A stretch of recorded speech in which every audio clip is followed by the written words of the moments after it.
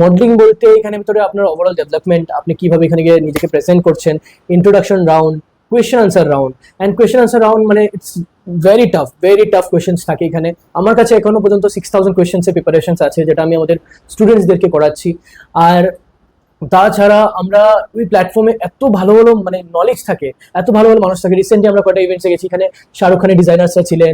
এরপর বরাক ভ্যালিতে ধীরে ধীরে বিকশিত হচ্ছে ফ্যাশন ইন্ডাস্ট্রি, নতুন প্রজন্মের আগ্রহ আর জাতীয় মঞ্চে সাফল্য এবং দক্ষ মেন্টরদের নিরলস প্রচেষ্টায় তৈরি হচ্ছে নতুন প্রজন্মের সম্ভাবনা। ফ্যাশন জগতের বর্তমান অবস্থা, ভবিষ্যৎ নিয়ে সম্ভাবনা, চ্যালেঞ্জ সবকিছুর নেপথ্যে কি রয়েছে আজকের আমাদের বিশেষ পডকাস্টে এইসব প্রশ্নের উত্তর দিতে এসেছেন আমাদের বরাক ভ্যালির সুপরিচিত ফ্যাশন মেন্টর অমর রাজ। নমস্কার, স্বাগত জানাই শিবানী এক্সপ্লোরার পডকাস্টে অমর রাজ আচার্যকে। কেন কি এত দিন ধরে আমরা দেখতে পাচ্ছি তোমাকে, মানে এত সুন্দর সুন্দর ভালো ভালো কাজ করে যাচ্ছ, ইউথদেরকে নিয়ে অনেক ভালো ভালো শো করছো।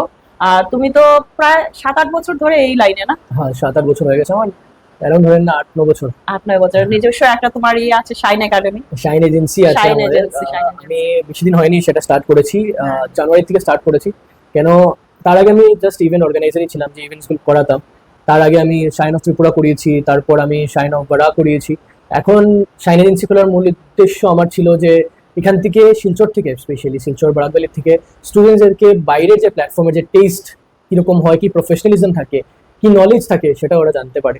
তো তাই বলি আজকে আমি সবকিছু নিয়েই আজকে আমাদের পডকাস্টের বিশেষ আলোচনা। অবশ্যই আপনারা সাথে থাকুন। নতুন নতুন প্রজন্মদের অনেক ভালো হবে। আজকের যে পডকাস্টে আমাদের সাথে রয়েছে আমাদের বরাক ভ্যালির সুপরিচিত অমর রাজ আচার্য। স্বাগত শিবানী এক্সপ্লোরার থ্যাংক ইউ পডকাস্টে। সো মাচ, ধন্যবাদ।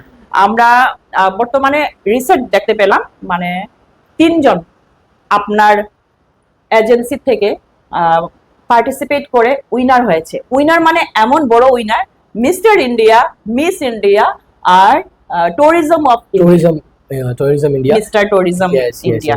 তো এই যে বিরাট সাফল্যের পেছনে তোমার কি মনোভাব, মানে তুমি কি বলতে চাইবে সবাইকে? আমি তো প্রচন্ড খুশি অ্যান্ড আমি প্রাউড ফিল করছি যে আজকে আমার স্টুডেন্টরা এত ভালো করছে এত বড় প্ল্যাটফর্মে গিয়ে।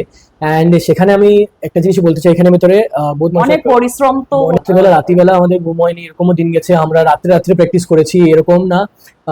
রাত্রে প্র্যাকটিসের ভিতরে আমাদের প্রচুর মেহনত লেগেছে। নট অনলি, আমি একটা জিনিস বলতে চাই যারা দেখছেন, এখানে মডেলিং বলতে খালি যে স্টেজে গিয়ে হাঁটা সেটা নয়। মডেলিং বলতে এখানে ভিতরে আপনার ওভারঅল ডেভেলপমেন্ট, আপনি কিভাবে এখানে গিয়ে নিজেকে প্রেজেন্ট করছেন, introduction round, question answer round. And question answer round মানে ইটস ভেরি টাফ কোয়েশ্চেন্স থাকে এখানে। আমার কাছে এখনো পর্যন্ত 6000 কোয়েশ্চেন্সের প্রিপারেশনস আছে, যেটা আমি আমাদের স্টুডেন্টসদেরকে করাচ্ছি। আর তাছাড়া আমরা ওই প্ল্যাটফর্মে এত ভালো ভালো মানে নলেজ থাকে, এত ভালো ভালো মানুষ থাকে। রিসেন্টলি আমরা কয়টা ইভেন্টসে গেছি, এখানে শাহরুখ খানের ডিজাইনার্সরা ছিলেন। তারপর বড় বড় ডিজাইনার্স, আলোক আগরওয়াল, আসিফ মার্চেন্ট, এরকম বড় বড় ডিজাইনার্সরা ছিলেন। তো ওদের সাথে কাজ করে আমার ভীষণ ভালো লেগেছে। অ্যান্ড আজকে আমি প্রচন্ড খুশি আমাদের স্টুডেন্টসরা এত বড় একটা প্ল্যাটফর্ম স্পার্ক মিস্টার মিস ইন্ডিয়াতে গিয়ে এত ভালো নাম করেছে, উইনারের টাইটেল নিয়ে এসেছে, সেটা দেখে তো আমি প্রচন্ড খুশি। আপনারাও? আমরা গর্বিত, বরাকবাসী আমরা সত্যিই গর্বিত। এত ভালো কাজ, এত ট্যালেন্টেড প্রতিভা রয়েছে আমাদের তরুণ প্রজন্মের মধ্যে। তো কি বলতে চাইবে ওদের সম্পর্কে? আমরা যেহেতু আমরা সবাই জানি ও কিন্তু মিস্টার আসাম হয়েছে 2023-তে। তো এরপরেই তোমার কি সেই মানে আরো এগিয়ে যাওয়ার প্ল্যান ছিল তরুণ ওদের ইউথদেরকে নিয়ে?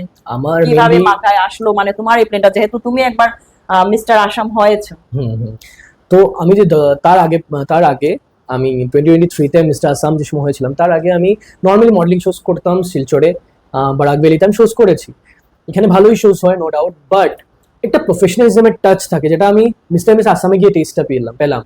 আমি 2022-তে ফার্স্ট অ্যাটেম্প নিয়েছিলাম, যেখানে আমার হয়নি ভাই, আমি কিচ্ছু হয়নি আমি জাস্ট এক্সপিরিয়েন্স গেইন করেছি, আমি নলেজ নিয়েছি, আমি জানলাম কিভাবে মডেলিং হয়।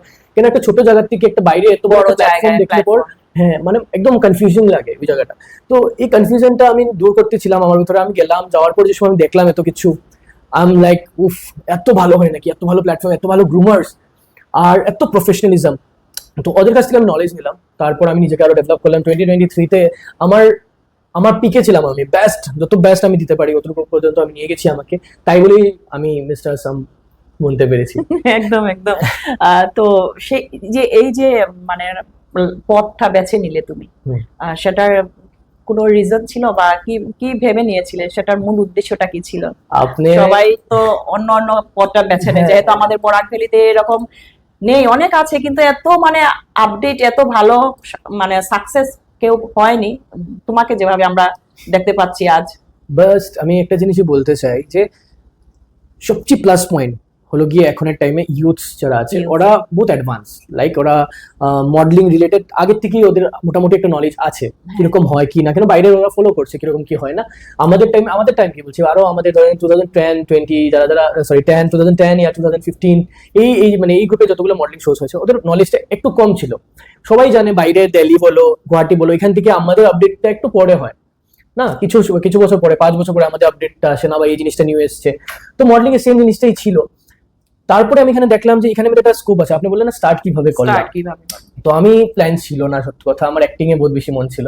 তো আমি অ্যাক্টিং এ যেতেছিলাম, আমি মুভিজ বগেরা করতেছিলাম, আমি আইফা অ্যাওয়ার্ড এমনি নিতেছিলাম, এটা হলো আমার ড্রিম ছিল। বাট সাডেনলি মানে আমি জানি না কিভাবে আমি চান্স পেয়ে গেলাম এই লাইনের ভিতরে। আমি নর্মালি একটা ইনসিডেন্ট আপনার সাথে শেয়ার করছি। আমি টুকটুকি দিয়ে যাচ্ছিলাম, আর আমার একটা দিদি ছিল সিনিয়র, উনি আমাকে পেয়ে বললেন যে তুমি মিউজিক ভিডিওস বানাচ্ছ, তো তুমি মডেলিং শো হয় তো শিলচরে, তুমি এটা করো না কেন? আমি বলি ঠিক না কি দিদি? তো আমি বলে হ্যাঁ। তো তাই বলে আমি জয়েন করলাম মডেলিং। তো ওই শোতে গেলাম, ওই শো লেভেল ঠিকই ছিল, মোটামুটি ভালোই ছিল। তারপরে আমি আরেকটা শো করলাম, এই আমার জার্নি স্টার্ট হয়ে গেল মডেলিং নিয়ে। আর আমি কখনো ভাবিনি, আমি বহুত কনফিউজ ছিলাম আমার ক্যারিয়ার নিয়ে। ইউথসরা সবচেয়ে বেশি কনফিউজ থাকে, ওদের নেক্সট স্টেপ কি নিবে, কি এই হবে? এজেন্সি ভালো হবে না এটা ভালো হবে, কোন জবে যাবো আমরা, এটা নিয়ে সবচেয়ে বেশি কনফিউশন থাকে এখন ইউথস। এখন না, সবাই একটা টাইম থাকে একটা টাইম 18 থেকে 25 ইয়ার্স, তোমরা বহুত বেশি কনফিউজ থাকবে, লাইক তুমি কোন রাইট পাতে যাচ্ছ কিনা। তুমি বহুত কিছু করবে বাট তোমার ফিল হবে না তুমি বহুত কিছু করছো, তোমার লাগবে ইস, আমার কেন হচ্ছে না, সবাই হচ্ছে। তুমি কম্পেয়ার করবে নিজেকে। তো এই জিনিসটা ছেড়ে দিও, কম্পেয়ার করা ছেড়ে দাও, বহুত লাইফে সাকসেস পাবে। তুমি যেটা করছো বেস্ট করছো, তোমার যেটা ভালো লাগছে তুমি করছো, সেটা ইম্পর্টেন্ট।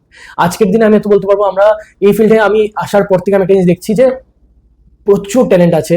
এই আমাদের বরাক ভ্যালি বলো, আমাদের নর্থ ইস্ট বলো, আমাদের এই পুরো ইন্ডিয়াতে ভালো ভালো ট্যালেন্ট আছে। বাট আমাদের এই যে পার্টিকুলার আমাদের নর্থ ইস্ট এন্ড আমাদের বরাক ভ্যালি ট্যালেন্ট হাব, ইয়ার ট্যালেন্ট হাব। একটা একটা স্টুডেন্ট দেখো, সবার ভিতরে ট্যালেন্ট আছে, বাট ওরা ভালো প্ল্যাটফর্ম পায় না বলে ওরা পায় না। যেতে পারছে না। যেতে পারছি না। তো আমরা ট্রাই করছি ওদেরকে একটা ভালো একটা প্ল্যাটফর্ম দিব, যেখানে ওরা পার্টিসিপেট করে ওদের নিজের অ্যাবিলিটি কতটুকু আছে ওরা এটা মানে দেখুক। তারপরে ওদেরকে আমরা কিভাবে বাইরে নিয়ে যাব সবকিছু প্ল্যানস আমরা বলে দিই কিরকম ভাবে কি করবে। অ্যান্ড ওইটার জন্যই আমি স্টার্ট করেছিলাম miss shine agency. And shine agency থেকে যখন স্টার্ট করলাম, তারপর দেখছি স্টুডেন্টসরা এই ইন্ডাস্ট্রি নিয়ে এত বেশি এক্সাইটেড ওরা, যে নিউ কিছু একটা এসছে শিলচরে, মানে ওরা জয়েন করেছে আমাদেরকে। অ্যান্ড এখান থেকে এত ভালো রেসপন্স আমি পেলাম। মিস্টার আসামে নিয়ে গেলাম, প্রিপেয়ার করেছি ভাই 6 মান্থ, আমাদের হার্ড ওয়ার্ক ছিল মিস্টার মিস আসামের জন্য। আর তারপর মিস্টার ইন্ডিয়ার জন্য আমাদের টাইমই ছিল না, বাট ওরা উইনার্স ছিল বলে ওদের ডাইরেক্ট এন্ট্রি ছিল মিস্টার মিস ইন্ডিয়ার ভিতরে। ওরা মিস্টার মিস আসামে উইনার্স ছিল, এই জন্য ওরা ডাইরেক্ট এন্ট্রি পেয়ে গেছিল মিস্টার মিস ইন্ডিয়াতে। তো এখানে যাওয়ার পর এখানে এক্সপিরিয়েন্সও ভালো। তো একটার পর একটা স্টেপ হচ্ছে আমাদের। আর এখন আমরা প্ল্যান করছি রিয়েলিটি শোজ বগেরা। আই প্রমিস, আই ব্যাট, এই পডকাস্টে বসে বলছি, আগামী 2 বছরে তোমরা দেখে নেবে আমাদের শিলচর থেকে প্রচুর স্টুডেন্টসরা বাইরে যাবে, ভালো ভালো প্ল্যাটফর্মস পার্টিসিপেট করবে। আর দেখো সবাই গেলেই যে জিতবে এরকম কিছু না, বাট এবার দে আর সো গুড, জেনুইনলি দে আর সো গুড। মিস্টার আসাম বলো, মিস্টার ইন্ডিয়া বলো, মিস্টার আসামের ভিতরে তো এত ভালো প্লে মানে ওরা করেছে, এত ভালো, লাইক ওদের ইন্ট্রোডাকশনস থেকে ধরে তোমরা যদি চাও আমাদের ভিডিওস গিয়ে দেখতে পারো। না, আমাদের একটা কথা আমি জিজ্ঞেস করবো অমররাজ, মানে রিসেন্ট যে আমরা দেখলাম মিস্টার ইন্ডিয়া, মিস ইন্ডিয়া আর ট্যুরিজম অফ মিস্টার ইন্ডিয়া জিতে এসেছে ওরা, কিন্তু কিছু ভিডিও অনেকে ভালো, মানে আজকে আমি ছাড়ার 24 ঘন্টা হয়নি, এটা 79K ভিউজ হয়ে গেছে আমার ফেসবুক পেজে। আর ইয়ে হয়েছে, আর 2K এর উপরে তোমার লাইক এসছে, কমেন্ট প্রচুর এসছে। তা সত্ত্বে কিন্তু আমি ইনস্টাতে দেখলাম একটা ভিডিও, এই এই এই তোমাদের এই যে জিনিসটা নিয়ে, এই মানে আমরা তো আনন্দে উৎসাহিত, আমরা গর্বিত, আমার বরাকবাসীর ছেলেমেয়েরা, তরুণ প্রজন্মরা এত ভালো সাফল্য পেয়েছে, সাকসেস হয়ে এসছে, এটা আমাদের গর্ব। কিন্তু একটা জায়গায় আমি দেখতে পেলাম ওরা বলছে এটা ফেক। সেটা তুমি কি বলবে? জানি এটা স্পার্ক কোম্পানি অ্যারেঞ্জমেন্ট করেছে, এটা অনেক বড় একটা কোম্পানি, তোমার এজেন্সি আছে শাইন এজেন্সি, তো সেটা সম্পর্কে তুমি কি বলতে চাইবে দর্শকদের কাছে, যাতে এটা ফেক না? কেন কি আমরা তো গুগলে গেলে এমনিতে পেয়ে যাব না সবকিছুতে, সেটা দর্শকদের উদ্দেশ্যে তুমি কি আমি বলতে চাইবে? সেটাই বলতে চাই কি এটা বহুত ভালো প্রশ্ন আপনি আমাকে জিজ্ঞেস করেছেন। প্রচুর মানুষ প্রচুর কিছু বলে, দেখেন এটা তো আমরা এত বেশি শুনি না, পাত্তা দিই না কেন, এখনের যে টাইম আছে দেখুন এত বেশি সময় কাল পাচ্ছি নি। বাট একটা সোশ্যাল মিডিয়া এমন একটা প্ল্যাটফর্ম, এটা তুমি তোমার ঘরে ডাইরেক্টলি বলছো আঙ্গুল দেখিয়ে, ডাইরেক্ট নাম না বলেও, নাম নেই যেই বলেছে। তো এখানে ভিতরে যে আনসারটা আমি দিতে চাই, দেখো পিটার ইংল্যান্ড মিস্টার ইন্ডিয়া হয়, রুবারু মিস্টার ইন্ডিয়া হয়, তো দুটোটা কিন্তু আলাদা। বাট এখন ডিমান্ডে চলছে Rubaru mister India. Peter England mister India এখন ওরা মিডিলে শোজ বগেরা করেনি বলে তো এখন আবার ফেম ইয়ে হয়ে গেছে, আবার স্টার্ট করবে ওরা, ওদেরও হয়ে যাবে। তো এরকম প্রচুর ইভেন্টস হয় এই ইন্ডাস্ট্রিতে, বাট মানে এরকম আরো শোজ হয়, লেকিন এইভাবে স্পার্ক মিস্টার মিস ইন্ডিয়া এবার ভালোভাবে স্প্রেড করেছেন স্যার। এবার সেকেন্ড টাইম, ওনার সেকেন্ড এডিশন। তার আগে উনি আসামেই ছিলেন, আসামেই বড় বড় ইভেন্টস করাতেন। Mister miss Assam, mister miss north east, এত বড় বড় ইভেন্টস ওনার আন্ডারে ছিল কি আছে, উনি করাচ্ছেন। আর এখানে প্রিন্স নরোলা, তারপর রোহিত খান্ডেলওয়াল, এত বড় বড় সেলিব্রিটিসরা এসে গেছেন এজ এ জাজ প্যানেল। তো এখন এবার স্নেহা লালজিও এসছেন। তো আমি কি আর বলবো, এতগুলো জাস্টিফিকেশন দেওয়ার দরকারই নেই। যদি তোমরা প্রুফ লাগে তোমরা গুগলে গিয়ে চেক করে নিও, গুগলে নাম আছে স্পার্ক মিস্টার মিস ইন্ডিয়া কারা ছিল। তোমরা সকল যারা যারা দেখছো তোমরা সার্চ করতে পারো, এখানে সবকিছু আপডেটস তোমরা পেয়ে যাবে। স্পার্কের ব্যাপারে তোমরা চেক করে নিও, স্পার্কের আন্ডারে প্রচুর প্রচুর সেলিব্রিটিসরা এখন বাইরে কাজ করছে, তো এটাও তোমরা চেক করতে পারো, এখানে তোমরা সবকিছু আপডেটস পেয়ে যাবে। তো আপনারা যারা যারা দেখছেন অবশ্যই ভিডিওটা লাইক, কমেন্ট ও শেয়ার করবেন প্রচুর পরিমাণে। কেন ডাউটটা আজকে আমাদের পডকাস্টের মাধ্যমে ক্লিয়ার হয়ে গেল। আমি আর একটু জিনিসও বলতে চাই, সেটা হলো গিয়ে देखिए आपके तो देखिए आप अभी वीडियोस वगैरह बना रहे हैं तो आपके रिलेटिव भी होंगे, बाहर के होंगे। हमारे ज्यादातर बाहर के हैं, अभी तक जो मैं काम कर रहा हूँ बाहर में ही कर रहा हूँ। तो मैं हिंदी में भी एक चीज वो बोलना चाहूंगा, बहुत सारे मेरे दोस्त लोगों ने, हाँ मेरे बहुत पॉडकास्ट है, मेरे और भी दोस्त सारे लोग भी देख सकते हैं जो बाहर में है, जिनको बंगाली समझ में नहीं आता, तो उनके लिए भी मैं हिंदी में एक चीज कहना चाहूंगा। दोस्त लोग, आप लोग जो देख रहे हो, बहुत ऐसे ऐसे डिजाइनर्स है, बहुत ऐसे ऐसे एक्टर्स है जो बाहर काम कर रहे हो, सबको पता ही है हमारा आज क्या कर रहा है। एंड यहाँ पर कुछ इंसिडेंट्स हुआ था जो मैं कान में नहीं लाता हूँ, लेकिन कुछ इंसिडेंट ऐसा है कि हमारे जो सर है, सर के ऊपर भी नाम आया कि ऐसे ऐसे छोटा मोटा शो करवा लेते हैं बोल के। तो आप लोगों को पता ही है सर कैसे इतने बड़े बड़े इवेंट्स करवाते हैं। एंड उसके बाद अभी सर ने second edition of spark presents mister miss India करवाया, जो इतना ग्रैंड था। मैं जाके इतना ज्यादा मैंने भी सीखा है। वहाँ पर एली मैम थी, एली मैम के अंडर में बहुत बड़ा बड़ा इवेंट्स होता है, और मैं यहाँ पर दिखा दूंगा, इनको दे दूंगा वीडियोस, आप चेक कर लेना। वहाँ पर एली मैम वहाँ की ग्रूमर थी, तो मेरे स्टूडेंट्स को बहुत कुछ सीखने को मिला। एंड मुझे फर्क नहीं पड़ता आप लोग क्या सोच रहे हो, गूगल में आना अगर इम्पोर्टेंट है तो मैं एक चीज कहना चाहूंगा, जब प्रॉपर इन्फॉर्मेशन ना हो तो किसी के बारे में भी नहीं बोलना चाहिए। अभी जाके आप लोग गूगल में चेक कर सकते हो, सारे अपडेट्स आपको मिल जाएंगे। हम लोग जब आ रहे थे हमारा फ्लाइट्स का बहुत इशू हुआ, एंड दैट्स द रीजन हमने प्रेस मीट वगैरह नहीं करवाया था। प्रेस मीट के बाद ही मेनली गूगल्स वगैरह में नाम आता है अगर आप रियल कुछ हो तो। एंड दैट्स द रीजन बहुत सारे लोग ऐसे बोले कि गूगल में नाम नहीं आया पहले, तो अभी जाके चेक कर लो आप लोग, आपको सारे अपडेट्स मिल जाएंगे, सारे ऑफिशियल अपडेट्स आपको मिल जाएंगे।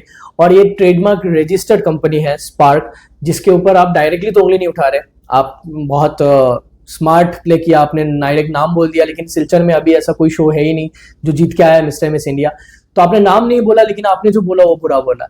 किसी को इतना ज्यादा भी हर्ट मत करो, ठीक है, क्योंकि जब आप करोगे ना लाइफ में कुछ अचीव, आपको समझ आएगा, कर्मा रिटर्न्स बडी। ऐसा नहीं करना चाहिए लोगों के बारे में, पहले इन्फॉर्मेशन लो तब जाके बोलो। Thank you. তো এবার আমি একটা প্রশ্ন করব তোমাকে।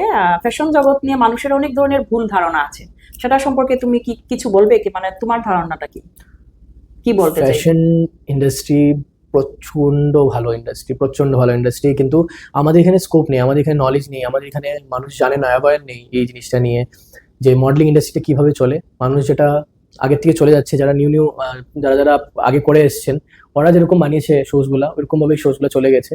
তো তাই বলে মানুষের কাছে এখন নলেজ নেই রিগার্ডিং মডেলিং।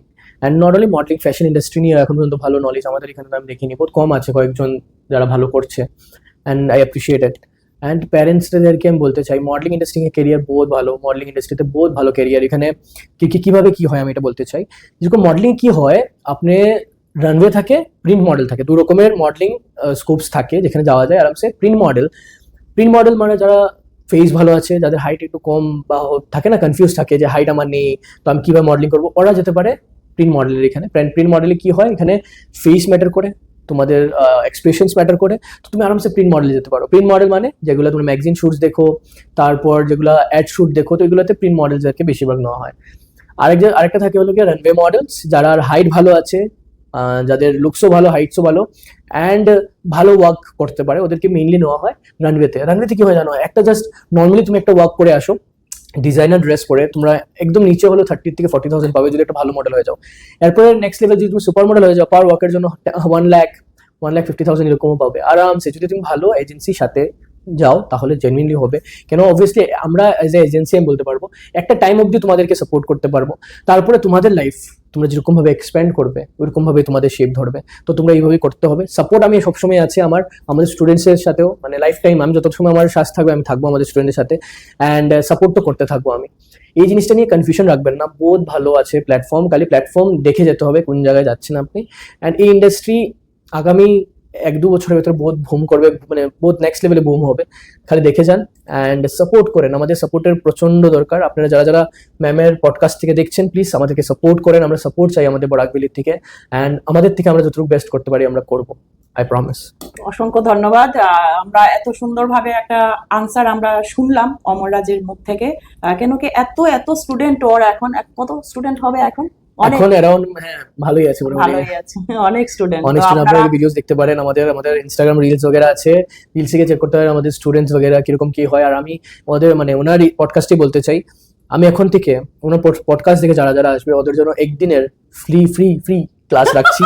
তো একদিনে ফ্রি ক্লাস থাকবে, আরামসে এসে একদিনে ক্লাস করেন। প্যারেন্টসরা আপনারা আপনাদের বাচ্চাদেরকে নিয়ে আসেন। আমরাও কি যেতে পারবো? হ্যাঁ আসেন না। এখানে আরেকটা জিনিস ক্লিয়ার করে দিই, এখানে আমাদের kids, teens, Mister Miss, Mrs category আসতে পারবেন। এসে আরামসে আপনারা একদিনের ক্লাস ফ্রি ওয়ার্কশপ থাকবে, আপনারা এসে ফার্স্ট ক্লাস আমাদের তরফ থেকে টোটালি ফ্রি থাকবে। ওনার পডকাস্ট থেকে যারা আসবে ওইটা করে প্যারেন্টসরা আপনারাও দেখেন আপনাদের ওই এনভায়রনমেন্টটা কিভাবে হয়, ওখানে এনভায়রনমেন্টে কি কি শেখানো হচ্ছে সেগুলো আপনারা দেখে আপনাদের বাচ্চাদেরকে আমাদের এখানে পাঠান।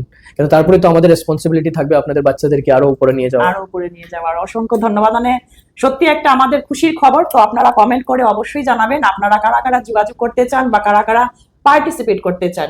নেক্সট আমরা আরো একটা কিছু জানবো।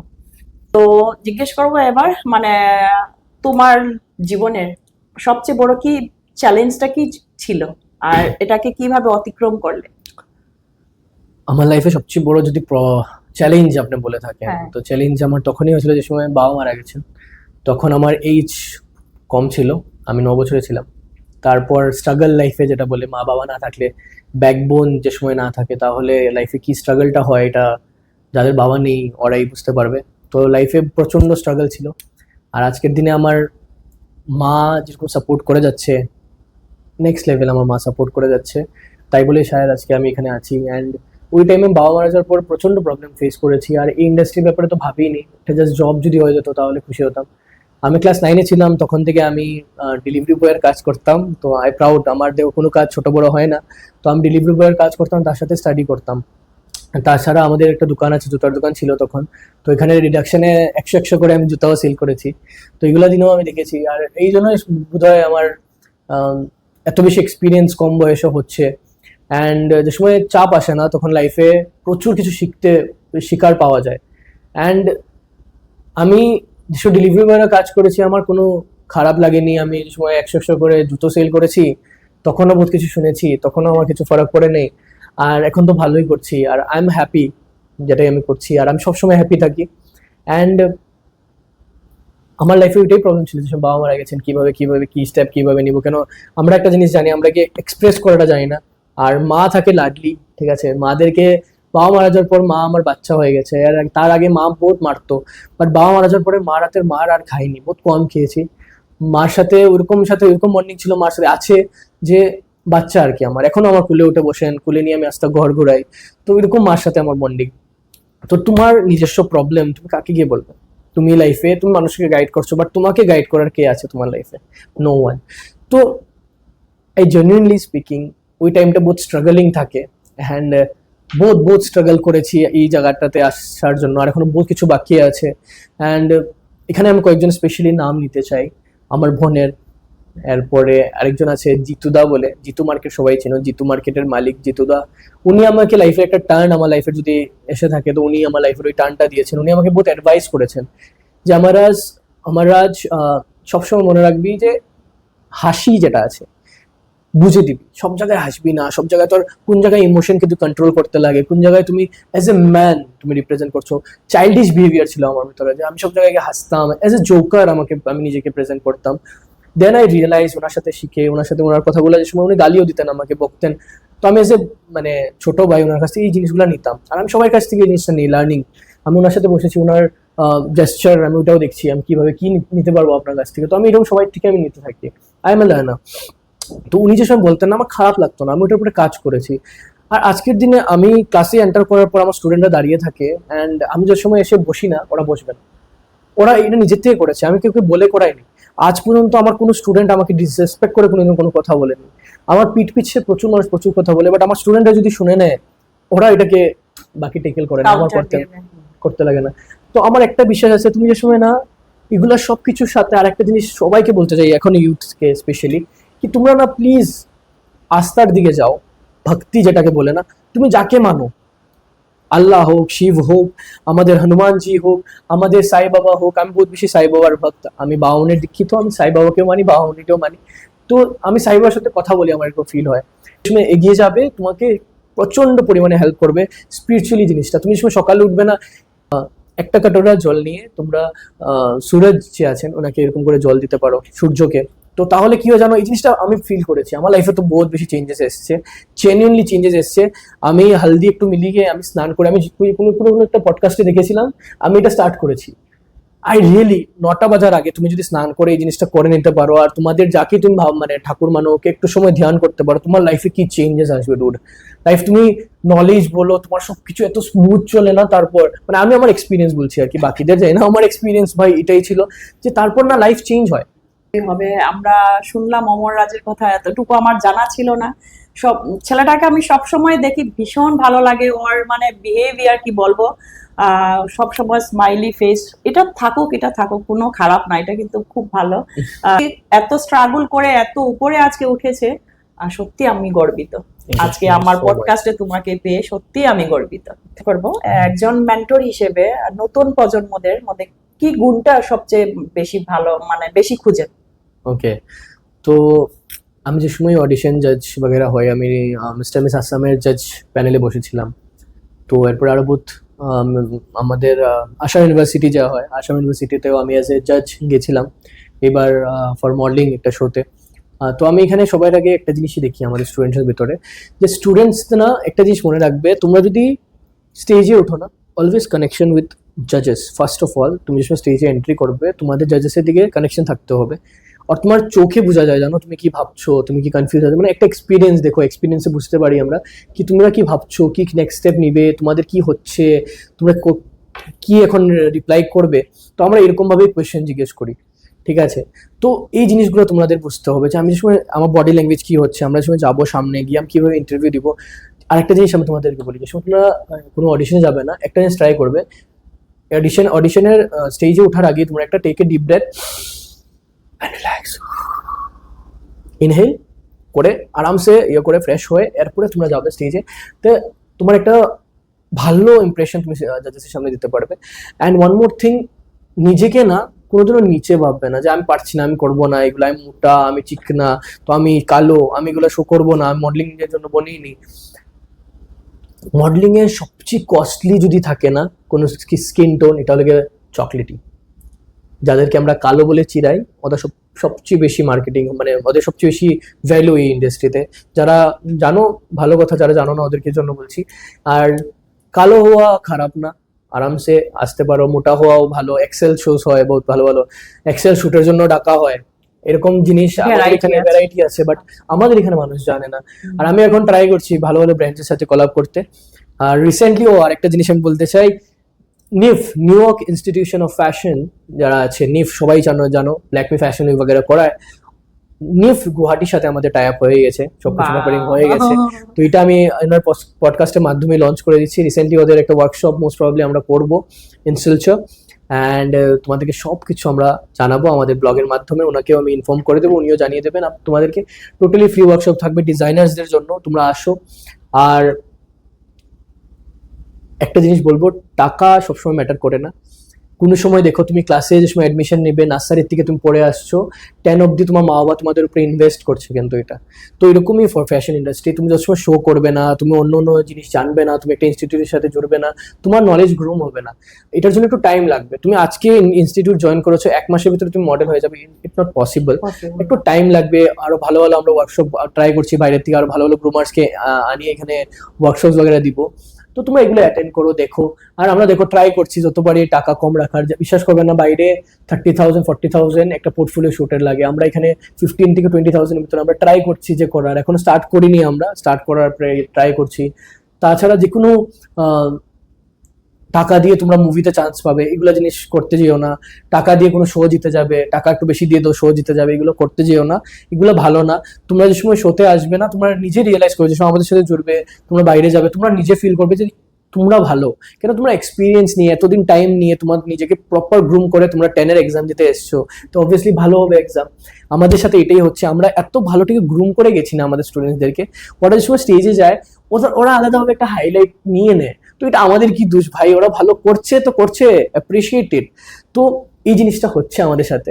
তো এই জিনিসটা ট্রাই করো লাইফে, বহুত বেশি হেল্প হবে। অ্যান্ড আমাদের সাথে আসো, জয়েন করো। আর বহুত তাড়াতাড়ি আমরা আরো ভালো ভালো ব্র্যান্ডের সাথে কোলাব করছি। দেখবে আমাদের ব্লগের মাধ্যমে, ওনার ব্লগের মাধ্যমে, ওনার পডকাস্টের মাধ্যমে সবকিছু ইনফরমেশন আমরা দিয়ে যাবো।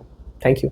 থ্যাংক ইউ, অসংখ্য ধন্যবাদ অমর রাজকে। মানে এত ভালো ভালো ইনফরমেশন পেলাম আমরা, আর আমাদের বরাকের গর্ব কিন্তু অমর রাজ। তো এটাই ছিল আজকে আমার শিবানী এক্সপ্লোরার থেকে অমর রাজের সাথে পডকাস্ট। আপনাদের কেমন লাগলো অবশ্যই কিন্তু লাইক, কমেন্ট ও শেয়ার করবেন আপনাদের পরিবারের সাথে, বন্ধুদের সাথে।